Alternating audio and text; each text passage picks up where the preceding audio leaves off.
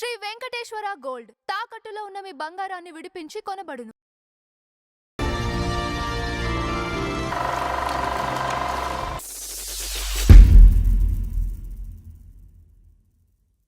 నమస్కారం నందం హరిచంద్ర గారు. నమస్కారం అంజుబాబు గారు. సార్ ఈరోజు మన ఫ్లాష్ బ్యాక్లో శివాజీ గణేషన్ గారి గురించి మాట్లాడు. శివాజీ గణేషన్ నటనావేశం, నటుల్లో కొదమసింహం,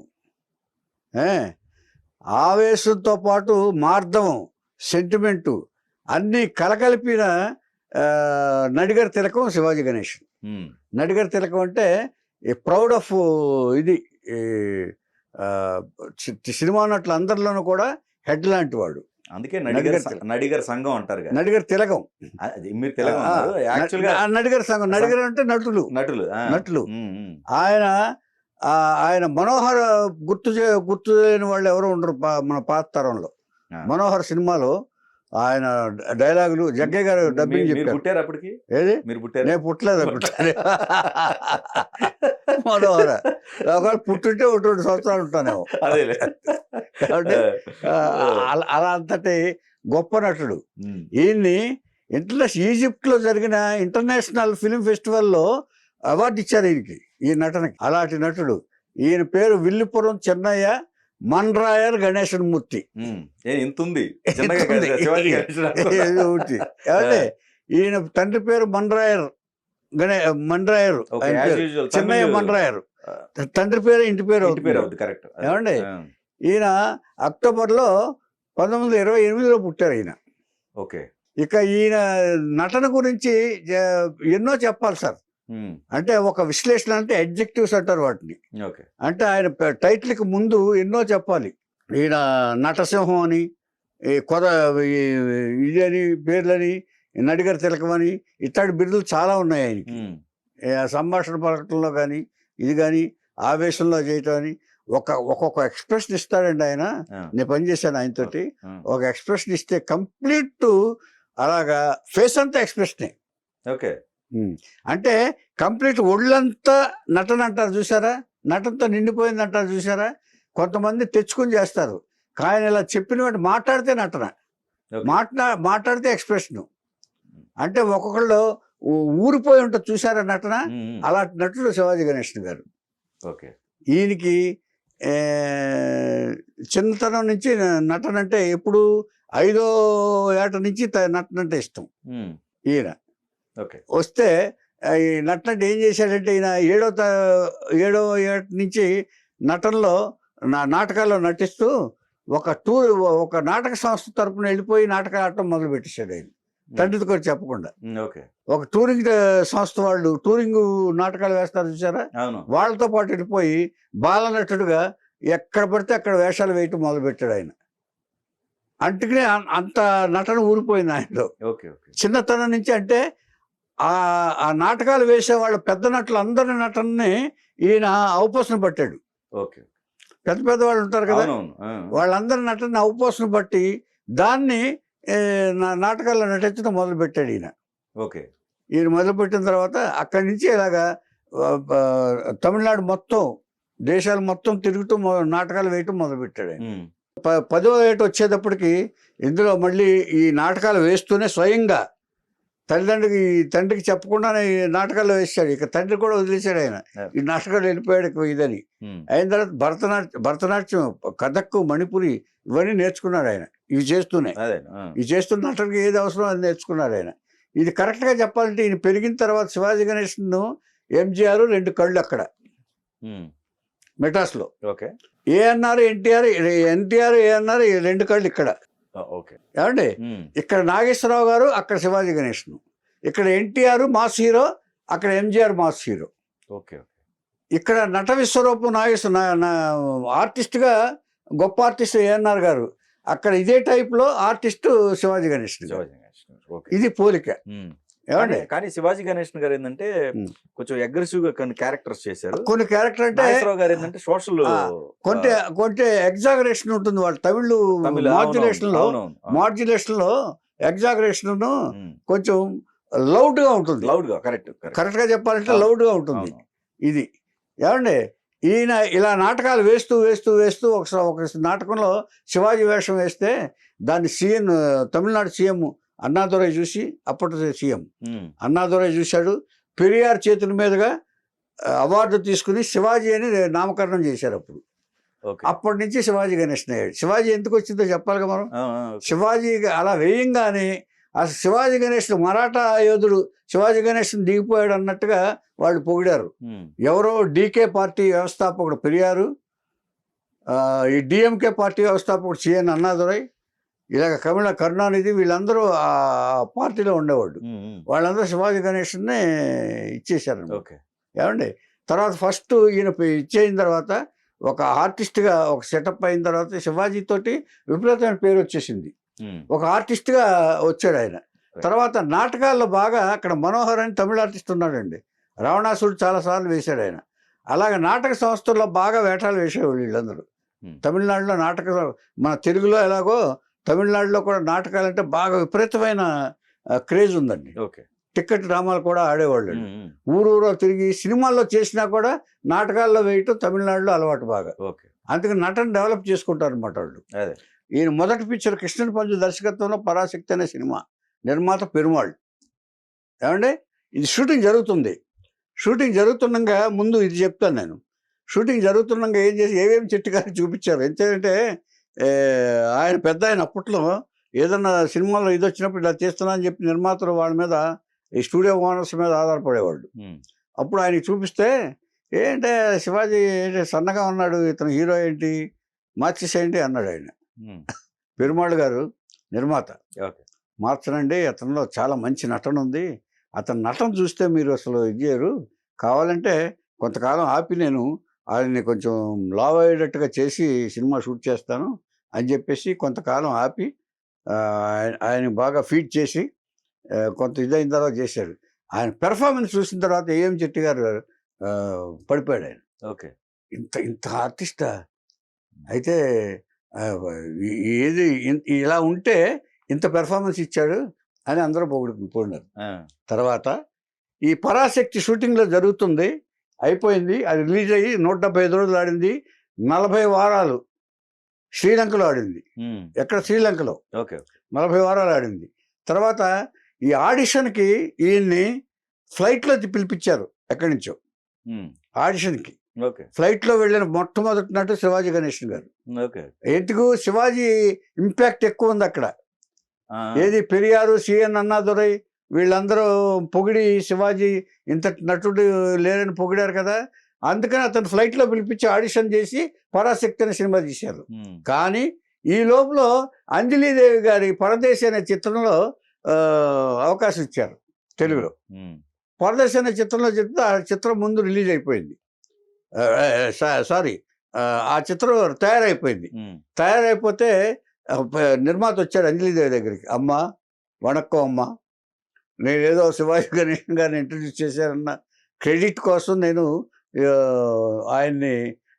ఆయనతో పరాశక్తి అనే సినిమా తీశానమ్మా, ఏం చెట్టు గారు అక్కడ కూడా మెచ్చుకున్నారమ్మా, ఇప్పుడు మీరు రిలీజ్ చేశారనుకోండి తెలుగు సినిమా, ఇప్పుడు మా తమిళకి ఇదైపోద్దమ్మా, మీరు ఒక్కసారి మీరు దయచేసి కొంతకాలం ఆపితే నా సినిమా రిలీజ్ అయ్యాక మీరు సినిమా చేసుకోండి, లేదంటే ఆ క్రెడిట్ అంతా మీకు వెళ్ళిపోద్దాం భయంతనం పెట్టాడు. అంజలీదేవి గారు యాక్సెప్ట్ చేశారు. కరెక్ట్ ఇది నిజంటే తెలుగు పెర్మనెంట్ కాదు అతనికి, శివాజీ గణేష్కి తెలుగు పెర్మనెంట్ కాదు, తమిళ్లోనే అతను పైకి రావాలి. అంటే ఆర్టిస్ట్లో కోఆపరేషన్ ఎంత ఉంటుందో మీరు ఒకసారి అర్థం చేసుకోండి. ఒక నిర్మాత టు నిర్మాత, ఒక ఆర్టిస్ట్ గురించి ఒక ఆర్టిస్ట్ ఆలోచించారు ఆవిడ. నిజమే కదా, ఇది మనకి ఆబ్లిగేషన్ కింద చేశాడు ఆయన శివాజీ గణేష్ను. కానీ ఎప్పటికైనా తమిళనాడులోనే అతను పైకి రావాలి అని ఆలోచించారు. ఇవన్నీ కూడా మనం తెలుసుకోవాల్సిన విషయాలు సార్ ఇవన్నీ. ఆవిడ ఆపేశారు సినిమా, ఆపేసి పరాశక్తి రిలీజ్ అయింది. It was a huge success. 175 days చెప్పానుగా, ఇదయింది. ఇక అక్కడి నుంచి అండి ఈయన కొంత పుట్టప్ అయ్యాడు. ఆయన పుట్టప్ అయిన తర్వాత ఒక సెన్సేషనల్ మూవీ వచ్చింది, వీరపాండ్య కట్టబొమ్మ. భారత స్వతంత్ర సమరయోధుడు, తమిళనాడులో వీరపాండ్య కట్టబొమ్మ. ఆ నారు పోసావా నీరు పోసావా ఇదంతా లేదండి. అవునవును. అదంతా ఆ కట్టబొమ్మన బ్రిటిష్ వాళ్ళ దీంట్లో ఓకే. వేసేటప్పటికి ఇది అసలు ఆ నటనావేశం అంటే ఏంటో వీరపాండ్య కట్టబొమ్మలో చూస్తామండి. ఓకే. నట అనావేశం, నట శార్దూలం అతను అదే అదే. కరెక్ట్గా చెప్పాలంటే. ఏమండి ఆ వీరపాండ్య కట్టబొమ్మతో అసలు విపరీతమైన క్రేజ్ వచ్చేసింది శివాజీ గణేశన్ గారికి. అంటే నట విశ్వరూపం చూపించాడు ఆయన, అదే కరెక్ట్గా చెప్పాలంటే. అక్కడి నుంచి ఆయన యాక్టింగ్కి అసలు తిరుగు లేకుండా పోయింది. తర్వాత ది గ్రేటెస్ట్ మూవీ మన ఎన్టీఆర్ గారికి కూడా డిఫరెంట్ మూవీ ఇచ్చేసిన సినిమా పాశమల రక్త సంబంధం. ఓకే. రక్త సంబంధం తమిళ్లో తీసిన తర్వాత ఎన్టీఆర్ గారితో తీశారు. ముందు ఎన్టీఆర్ గారిని అనుకోలే. రక్త సంబంధం ఏఎన్ఆర్ గారిని అడిగారు. ఏఎన్ఆర్ గారిని అడిగితే సావిత్రి చెల్లెలైతే మా ఇద్దరు కాంబినేషన్ బాగోదు, చాలా అసహ్యంగా ఉంటుంది. నాగేశ్వరరావు గారి ఆలోచన విధానంతో ఎన్ని సినిమాలు క్యాన్సిల్ చేసుకున్నారో తెలుసా మీకు? సావిత్రి నేను చేసామనుకోండి, మా ఇద్దరు కాంబినేషన్కి లవర్స్గానే ఇది చెల్లెలుగా వేసిందంటే మిస్ఫైర్ అవుతుంది, మీకు సక్సెస్ కూడా కాదు అని అన్నారు. ఒక్క రామారావు గారికి చెల్లుబాటు అయింది అది. అవును. ఆయన ఎలా ఆయన ఒక్కళ్ళే చూస్తారు. అవును. ఏమండి అలాగ అయిపోయిన తర్వాత అక్కడి నుంచి దీంట్లో పద్మిని చేసింది ఆవిడ. ఇక వండర్ఫుల్ పిక్చర్ తిన్నాల మోహనాంబాల్ మ్యూజికల్ ఈయన సన్నాయి వాద్యం గారికి, ఆవిడ భరతనాట్యం. వీళ్ళిద్దరికి తెలియకుండా ఇది సన్నాయి వాద్యగాడికిను భరతనాట్యం ఆవిడ పద్మిని గారికిను లవ్ ఏర్పడుతుంది. ఆ పెద్దవాళ్ళు మనకి ప్రోగ్రాములు పోతాయని చెప్పేసి పెద్దవాళ్ళు ఈ లవ్ని యాక్సెప్ట్ చేయరు, దూరం పెట్టేస్తారు. దూరం పెట్టే కొద్దీ వీళ్ళు దగ్గర అవుతూ ఉంటారు. అక్కడి నుంచి స్టార్ట్ అయిన వీళ్ళిద్దరి మధ్య ఇది అండర్స్టాండింగ్ రియల్ లైఫ్లో కూడా ఎంటర్ అయింది అది. ఓకే.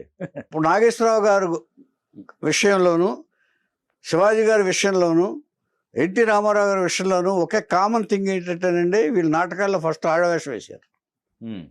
నాగేశ్వరరావు గారు ఆడవేషం వేశారు అంటే వాళ్ళందరూ గొప్ప నటులు అయ్యారంటానికి ఉదాహరణ ఇవ్వండి చెప్పడం. అంటే ఆడవేషం వేసే సెంటిమెంట్ ఏమిటో మరి తెలియదు. తర్వాత ఈయన తెలుగు సినిమాలు చాలా చేశారు. జీవన తీరాలు, నివురుగప్పిన నిప్పు, పరదేశి, మనోహర, తర్వాత చాణక్య చంద్రగుప్త, భక్త తుకారంలో శివాజీ గణేశన్ వేషం, శివాజీ వేషం ఆయనే వేశారు. ఆయన చాణక్య చంద్రగుప్తలో కూడా అదే వేషం అనుకుంటా, శివాజీదే. ఏమండి తర్వాత విశ్వనాథ నాయకుడు, మా దాంట్లో నాగమ్మ నాయకుడు వేశాడు. ఏమండి ఇలా తెలుగు సినిమాల్లో కృష్ణ గారితో కూడా చాలా చేశాడు ఆయన సినిమాలు. ఒక సినిమా జీవన తీరాలనుకుంటా, అది కృష్ణ గారితో. ఇలాగ సినిమాల్లో చాలా తెలుగు సినిమాలు వేసిన తర్వాత ఇక కర్ణ అనే సినిమాలో ఆయన మెయిన్ క్యారెక్టరు. కర్ణ పెర్ఫార్మెన్స్ చూసేటండి వాళ్ళ కొడుకు కూడా ఈ మధ్య ఇంటర్వ్యూ చేశాడు, రామ్ కుమార్ గారు. అది చూసిన తర్వాత అసలు కళ్ళనీళ్ళు వచ్చేసింది అంట. కర్ణ గారు ఆ రథం పడిపోయిన తర్వాత కర్ణ గారు చేసిన నటనకి అందరూ ఆశ్చర్యం పొందారట వాళ్ళు, అంత ఇది. తర్వాత రామారావు గారు కృష్ణుడిగా వేశారు ఆ సినిమా. అది అంటే మన తెలుగు వాళ్ళకి బాగా తెలిసిన సినిమాలు ఇవి. తెలుగు వాళ్ళకి రీసెంట్ అయితే సంపూర్ణ రామాయణం కూడా తెలుసు బాగా. కర్ణ రిలీజ్ అయ్యి బాగా సక్సెస్ అయింది కూడా. అంటే స్ట్రైట్ కాకుండా డబ్బింగ్ వచ్చాయి మనకి. డబ్బింగే అదే ఏదైనా డబ్బింగ్. డైరెక్ట్ సినిమాలు కూడా వేశారు కదా మనకి. అదే జీవన తీరాలు, నివురుగప్పిన నిప్పు, ఇవన్నీ స్టేట్ సినిమాలే. పరదేశి స్టేట్ సినిమాలు ఇవన్నీ. ఏమండి ఇలా వేశారు. ఇలా వేసిన తర్వాత ఈ కర్ణ అయిన తర్వాత ఇక వరుసగా పద్మిని గారితో వరుస సినిమాల్లో వేస్తూ వచ్చారు ఆయన.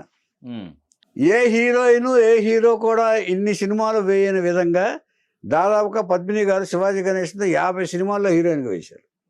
ఓకే. బికాస్ వాళ్ళిద్దరికి ఒక అండర్స్టాండింగ్ ఉంది, ఇన్ఫాచ్యుయేషన్. అంటే ఒకళ్ళ పట్ల ఒకరికి ఇష్టం, ఒకళ్ళ పట్ల ఒకరికి ప్రేమ. కానీ ఈయన రిస్ట్రిక్టెడ్. ఈయన ఆల్రెడీ కుటుంబానికి బద్ధుడై ఉన్నాడు. ఆయన ఆల్రెడీ కమలమ్మ గారితో పెళ్ళయి పిల్లలు కలిగి చాలా ఇదిగా ఉన్నాడు. ఆవిడకే పెళ్లి కాలేదు ఇంకా. ఈయన దాటి ఆ పరిధి దాటి రాలేడు ఆయన. అంతేగా మరి. ఇంచేతంటే భార్య అంటే చాలా గౌరవం ఆయనకి, శివాజీ గణేశన్ గారికి. ఏమండి అలాగా వచ్చింది. ఒకసారి ఏం జరిగిందంటే ఇన్ని సినిమాలు చేసిన తర్వాత చాలామందికి ఓపెన్ సీక్రెటే. తెల్లాన మోహనాంబాళ్ సినిమాలో వాళ్ళు నటించలా. జీవించారు. ఉమ్, వాళ్ళిద్దరు ఒకళ్ళనొకళ్ళు చూసుకోవటంలో జీవించారు ఉమ్, వాళ్ళు. అలాగే అది అయిన తర్వాత ఒకసారి ఒక సినిమాలో ఏం చేశారంటే శివాజీ గణేషన్ గారు పద్మినికి తాళి కట్టేస్తారు ఆయన. ఉమ్, తాళి కట్టేస్తే ఆ తాళి ఒరిజినల్ ఉంచేసుకుని వెళ్ళిపోయింది ఇంటికి ఆవిడ. ఉమ్, తీలా Yeah. తీగిపోయేటప్పుడు వాళ్ళ పేరెంట్స్ వాళ్ళందరూ ఇది మన పద్మిని గారి దాంట్లో చెప్పుకున్నాం. చెప్పుకున్నాం, అవును, అవును. పేరెంట్స్ వాళ్ళందరూ ఇదేంటిది, ఇది కరెక్ట్ కాదు ఇది, అంచేత నువ్వు ఆయన మర్చిపోవాల్సిందే తప్పదు, ఈ తాళీలు ఉంచుకోవడం కూడా తప్పే, నువ్వు నీకు ఫ్యూచర్ ఉండదు అని చెప్పేసి తాళి తీసేశాడు. ఉమ్, అంటే దీని అర్థం ఏంటంటే అంతగా ప్రేమించింది ఆవిడ. ఉమ్, శివాజీ గారు అంటే అంతగా ప్రేమించిన ఇది అంటే వేరే ఇది కాదు అదే, ఆవిడ. అవును. ఆయన సిన్సియరే, ఈవిడ సిన్సియరే. ఉమ్, కానీ ఇద్దరు ఇప్పుడు ఒక విధంగా చెప్పాలంటే శోభన్ బాబు జయలలిత, ఆ, ఆయన పెళ్లి చేసుకోలేడు, అవును, ఈవిడ పెళ్లి చేసుకోలేదు, ఇది లేదు. అవును. ఇలాగే పద్మిని గారు శివాజీ గణేషన్ గారు కూడా ఒక ఇది. Correct. అంటే ఎవరి జీవితంలోనైనా ఈ ప్రేమ ఘట్టం అనేది ఒకటి రాకుండా ఉండదని అర్థమైంది నాకు, ఉమ్, ఉమ్, ఎవరి జీవితంలోనైనా. అదే. సరే ఎంజీఆర్ గారు అంటే క్రాస్ చేశాడు ఆయన మొత్తం, అవునవును. లవ్ను క్రాస్ చేసేసి వెళ్ళిపోయాడు ఆయన. అవును. ఈయన శివాజీ గారికి ఉంటేటంటే ఈయనకి చాలా దానగుణం ఎక్కువ, ఉమ్, కరిగిపోయేవాడు ఆయన. ఎందుకంటే ఆయన పేదరికం నుంచి వచ్చారు కాబట్టి. 7వ సంవత్సరం నుంచి ఆయన బ్రతుకు తెరువు కోసం నాటకాలు ఆడుతూ డబ్బులు సంపాదించుకుని, పేద కుటుంబం వాళ్ళది, డబ్బులు సంపాదించుకుంటూ తినటం తెలుసు కాబట్టి, ఒక పేదవాడికి ఏదో ఇబ్బంది పడుతుంటే ఈ నటుడు అయిన తర్వాత తన మెడలో ఉన్న చైన్ తీసేసి కక్కననే ఒకతను ఉమ్, గొలుసు తీసేసి అమ్ముకుని తినరా బాబు అని చెప్పి పంపించేసి. ఓకే. తర్వాత కామరాజు నాడార్ గారు, ఓల్డ్ కాంగ్రెస్ కామరాజు నాడార్ గారు మధ్యాహ్నం భోజనం పథకం ఏదో పెడితే దానికి ₹1,00,000 ఫస్ట్ విరాళం ఇచ్చింది ఈయన. ఓకే. కాకపోతే ఈయన రాజకీయంగా సక్సెస్ కాలేదు. ఫస్ట్ ద్రవిడ పార్టీలో ఉన్నాడు ఆయన. ద్రవిడ పార్టీలో ఉన్న తర్వాత సొంత పార్టీ పెట్టాడు ఆయన. సొంత పార్టీ పెట్టిన తర్వాత కాంగ్రెస్లో, ఓల్డ్ కాంగ్రెస్లో చేరాడు. తర్వాత మళ్ళీ కాంగ్రెస్లో చేరాడు ఆయన. కాంగ్రెస్ చేసిన తర్వాత కాంగ్రెస్లో ఒక రాజ్యసభ మెంబర్షిప్ ఇచ్చారు, ఒక 5 సంవత్సరాలు చేశారు ఆయన. ఆ తర్వాత మళ్ళీ సొంత పార్టీ పెట్టాడు ఆయన. సొంత పార్టీ 2 సార్లు పెట్టాడు ఆయన. కానీ ఎన్ని సీట్లు చేసినా కూడా ఒక్క సీటు కూడా రాలా ఆయనకి. అంటే రాజకీయంగా ఈయన అంటే ఒకటి చెప్పనంటే, రాజకీయంగా ఏం కావాలంటే ఇంకా ఈ నటన ఒక్కటే చాలదు, ఇంకా చాలా కావాలి, లౌక్యం కావాలి. ఏమండి, సంభాషణలో వాళ్ళకి వరాలు కురిపించాలి, ఆ అబద్ధాలు చెప్పడం అది వీడికి రావు, అందువల్ల ఫెయిల్ అయ్యాడు. రాజకీయంగా ఫెయిల్ అయ్యాడంటే కొంతమందికే అది వర్కౌట్ అవుతుంది రాజకీయంగా. ఏమండి, ఇలా వచ్చిన తర్వాత ఇక ఈయనకి బిరుదులు పద్మశ్రీ, పద్మభూషణ్, డాక్టరేట్, ఆనరేటు, తర్వాత ఇంటర్నేషనల్ ఈజిప్ట్లో ఫస్ట్ టైం వచ్చింది ఈయనే. తర్వాత అమెరికా పిలిపించిన మొట్టమొదటి నటుడు శివాజీ గణేషన్ గారే. ఒక నటుడుగా అమెరికా పిలిపించింది. అక్కడికి వెళ్తే నెక్స్ట్ మేము ఎవరిని ఇన్వైట్ చేయొచ్చు అని అడిగితే ఈ నాగేశ్వరరావు పేరు చెప్పాడు ఈయన. అప్పుడు నాగేశ్వరరావు అమెరికా తీసుకెళ్ళి వెళ్ళారు, అంటే గెస్ట్గా, అమెరికన్ గెస్ట్గా. ఇవన్నీ అప్పుడు చాలా పెద్దగా చెప్పుకున్నారు వాళ్ళు. నాగేశ్వరరావు ఈయన ఏరా అనుకునే ఫ్రెండ్స్, ఒరే బడవ అంటా ఉంటాడు నాగేశ్వరరావు గారిని. అంటే ఆయన క్యారెక్టర్లన్నీ తమిళ్లో వేసిన క్యారెక్టర్లన్నీ నాగేశ్వరరావు ఇక్కడ వేస్తూ ఉంటాడు. నాగేశ్వరరావు ఇక్కడ వేసిన క్యారెక్టర్లన్నీ తమిళనాడులో ఎవరయ్యా అంటే శివాజీ గణేషన్ గారు వేస్తారు. అంటే అప్పుడు అంతా ఉమ్మడిగా ఉండేది కాబట్టి ఇండస్ట్రీ. ఎందుకంటేనండి వాళ్ళకి తెలుగు హాబీ అండి, మనకి తమిళ హాబీ అండి, హాబీ అండి. అంచేత రెగ్యులర్ హీరోలుగా చేయలేరు వీళ్ళెవరు. ఎందుకంటే కలిసి ఉండటం చెన్నై కాబట్టి.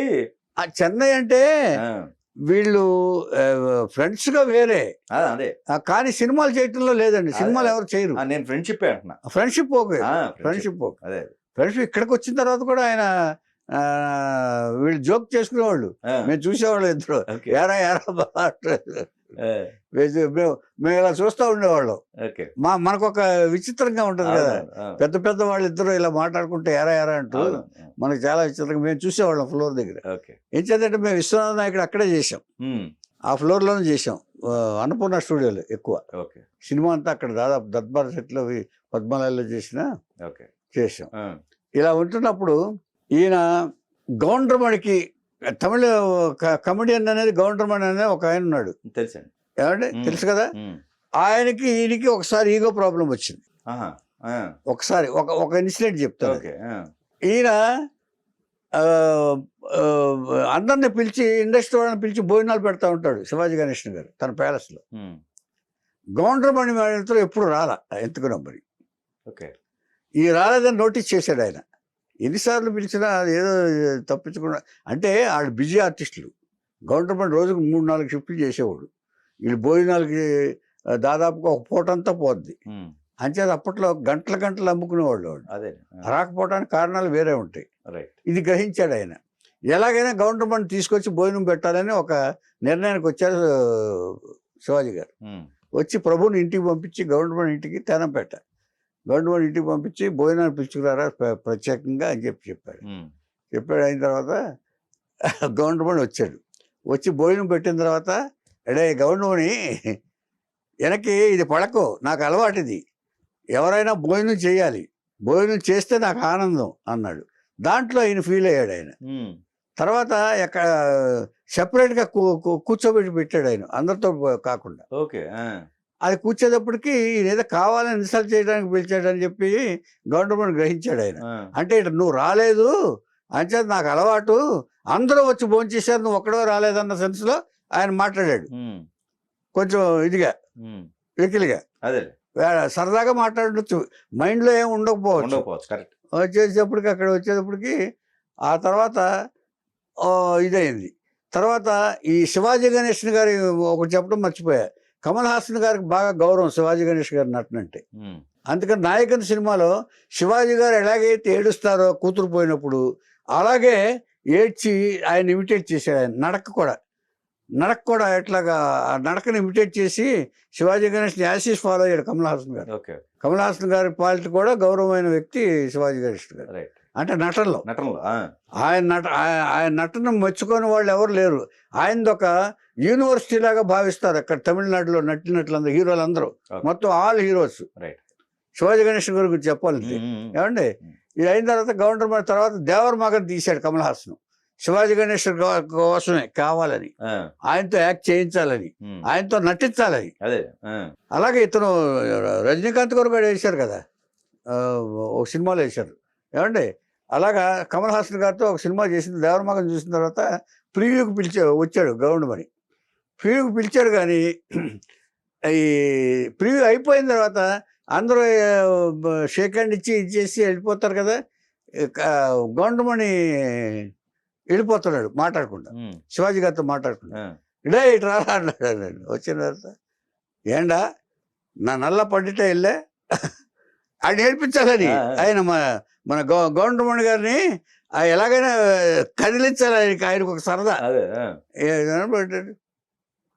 ఎల్లా నల్లా ఇருக்கு సార్, చాలా బాగుంది సార్ అన్ని, కానీ ఇంత పెద్ద క్యారెక్టర్ వేసిన మీరు ఒక పిల్లోడి చేతిలో చనిపోయారేంటి సార్, అది పిల్లోడు చేతిలో ఇదైపోయారేంటి సార్, సారీ సార్ అని వెళ్ళిపోయాడు. ఆరిపడవా అంటే క్లైమాక్స్ లో ఏదో పిల్లోడు వల్ల ఆయన చచ్చిపోతాడు దేవర్ మగల్లో క్లైమాక్స్ లో. అది నచ్చలేదు సార్ అని వెళ్ళిపోయాడు ఆయన. అంటే అప్పుడు దానికి ఆ భోజనం దానికి ఇప్పుడు ఇది తీసుకున్నాడు. ఇలా ఉంటాయి వాళ్ళ మధ్య సరదాగా.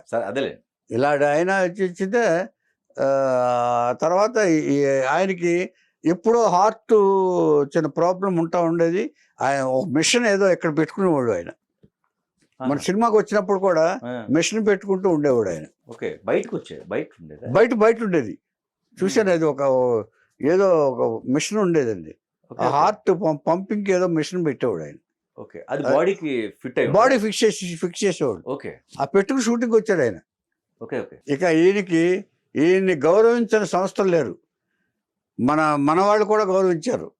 సెంట్రల్ గవర్నమెంట్ గౌరవించారు. పద్మశ్రీ, పద్మభూషణ్, ఆనరీ డాక్టరేటు, తర్వాత Kalaimamani state award, Tamil Nadu state award, తర్వాత దాదాసాహెబ్ పాల్కే అవార్డు, తర్వాత ఎన్టీఆర్ నేషనల్ అవార్డు, మన నేషనల్ అవార్డు. ఇలాగ ఎన్నో అవార్డులు వచ్చినాయి. తర్వాత ఈజిప్ట్లో కైరోలో కూడా అవార్డు వచ్చింది, ఇంటర్నేషనల్ అవార్డు ఈ నటనకి. ఏమండి, ఈ వచ్చిన తర్వాత ఇన్ని అయిన తర్వాత ఈయనకి శ్వాసకోశ ప్రాబ్లం చెప్పాను, హార్ట్ ప్రాబ్లం అని. ఆ పోయిన తర్వాత దాంతో 2001లో 73 ఇంకొక 3 నెలల్లో ఆయన బర్త్డే వస్తుంది. ఆ వస్తుండగా 73లో ఆయన 73వ ఏట ఆయన సడన్గా ఈ హార్ట్ అటాక్ వచ్చి చనిపోయాడు ఆయన. ఓకే.